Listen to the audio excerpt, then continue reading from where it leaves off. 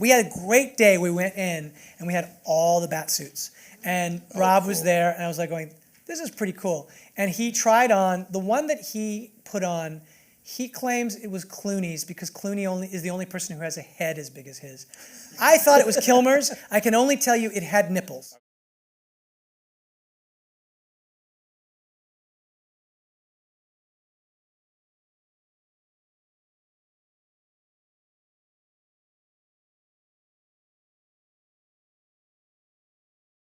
Like, I would never have been drawn to do a superhero movie, but I've always loved Batman, and in particular what I find interesting is the psychology of somebody who would be that character. He doesn't have superpowers. Here's what I relate to about him. I feel like here's a guy who's trying to make sense of his life in the only way he can, and it makes no sense. He goes out night after night and do this thing, and for me, in a weird way, that's sort of what filmmaking is. Like, you go and you're trying to make sense through imagery of your life. I always like the idea in the Hitchcockian way of putting yourself in the shoes of someone and watching them do things that you'd like to think you would never do, and say, God, in that circumstance, might I do it? Right. And it taps into those parts of you to say, okay, so what drives people to the edges, to the darkness of what they do? And so I just think that there's something about that kind of storytelling that, for me, that empathetic, subjective storytelling is what cinema means to me. When I go to the movies, what I want to do is I want to have that transportive experience where you take me into something and I experience people's lives through the camera in a way. And so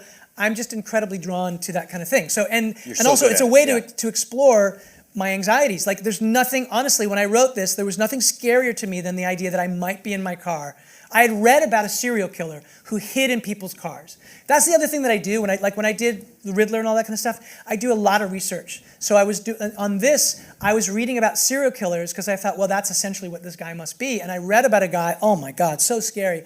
This guy he left his car at like a Walmart, and this is how they caught the guy. The guy was in Walmart, and this other guy goes, oh, hey, is that your Toyota out there? And he goes, yeah. He goes, you're not going to want to get in that car. We're going to want to call the police. He goes, why? He goes, I saw a guy crawl in the back seat. He's hiding there right now. And when the police came and they caught him, he turned out to be someone who had killed a number of people in exactly this way. He was a serial killer. And so I was like, well, that's scary as hell. That terrified me. I just got scared telling it. Yeah, me too. And so, but it's frightening in the movie. But yeah, like, take it from real life. And so that thing about trying to tap into your worst fears and then finding the way to realize them cinematically, visually, in such a way it somehow taps into that fear. So it puts you into that circumstance. So this is all designed in that way. And I started thinking, oh my God, maybe I shouldn't do Batman. And then I read Year One. And when I read Year One, cool, right? Can I tell you something? There was something about that where it clicked into place. I was like, oh, I get it.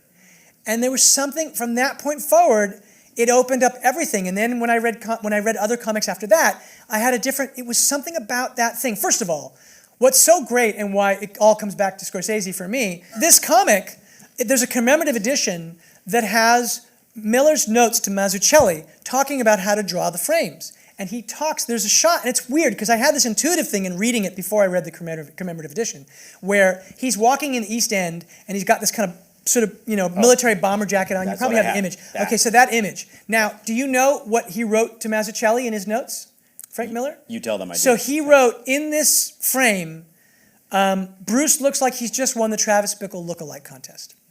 And I was like, oh, it's Scorsese. And so it was this weird thing because I already had this kind of connection to it, but there was something about the way that, and it's interesting because Dark Knight Returns is like another kind of groundbreaking one, but in a very different way. It's got a level of, there's more fantasy to it. This was so grounded, and the groundedness of it was something I related to, and that's why it was a breakthrough to me. We know that she has a very personal story that he's judging her for, that he's wrong about, that it's an awakening over the course of the whole movie to go like, dude, you know what the fuck you're talking about, okay? And that would create a kind of tension between them that could be both sexy but charged, and it would be the one moment where really they're both on the same side of the law, because in the future, if they meet, they're going to start to be pitted against each other, of course, in the future. And so that had a kind of sexual tension to it. Then, when I was casting, I wanted to find actors who could have that, and Rob we cast first. And when Zoe came in, they actually were friends. And when we were doing the screen test, there was something, first of all, when she came in, I loved her. We had a meeting, and she just talked so brilliant. There's a lot of ideas that are in the story that came directly from her. Like she said to me, she goes, this whole thing with the cats. I was like, yeah, she's Catwoman.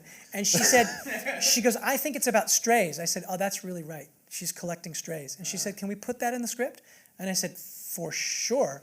And I said, but how do I said, I just trying to figure out in that conversation, the place would have to be in that scene with the cats. And then you say, you know, I have a thing about strays. And I say, but how would we get you to say that? And she goes, oh, that's easy. He can say you got a lot of cats. And I was like, that's genius. So if we don't stand up, no one will. You got a lot of cats. I have a thing about strays. That's so I cast her. No, but that is part of why I cast her, because she was very insightful about the character, and she's a terrific artist, and I just really enjoyed talking to her. And then I knew that she knew Rob, but when we did the screen test, and we had other actors read with Rob, but when she read with Rob, there was a thing, and you were like going, oh, this is cool. And so they just had they had a friendship going. There was a familiarity between the two of them that allowed them to have a kind of intimate charge with each other. They really do like each other. I mean they're both involved, but they do like each other. And so the answer is that it was intended at the script stage, but your job then becomes as a director, like that only works. I mean, one of the things you generally can't fake is chemistry. So one of the things you do when you want chemistry is you have to have actors read together and see if they have chemistry. The reason why I love Scorsese so much is because my parents fought like a Scorsese movie. They threw stuff at each other, they screamed at each other. I thought the house was going to explode. So when I had my camera, it was the one place where I had control. I thought, I can set up this shot. Okay, this is pretty good. It's not going to explode. Maybe I could make it explode.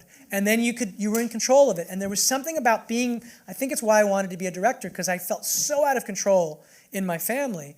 And so that part of it is something that comes easily to me, because I think whatever comes easiest to you, what you're most interested, your fascinations, your preoccupations, they're what's going to drive your storytelling. So no matter what you do, you have to hold on to the idea that you have to be nimble, you have to look at the opportunities presented, you have to make your own opportunities, and just always hold on to your voice. It's super important. You guys you're the future. And I'm excited. Look, here's the thing. I mean, I know Scorsese always talks about this, like losing hope at the end of a movie. And then what's exciting is watching someone else's work, watching what other people do and going, oh my God, how did they do that? And you guys are going to do things that me and my contemporaries, I mean, I'm also super old now, but I mean, that we never thought of. And you have things to say that I don't know about what it is to be in the world that I want to see.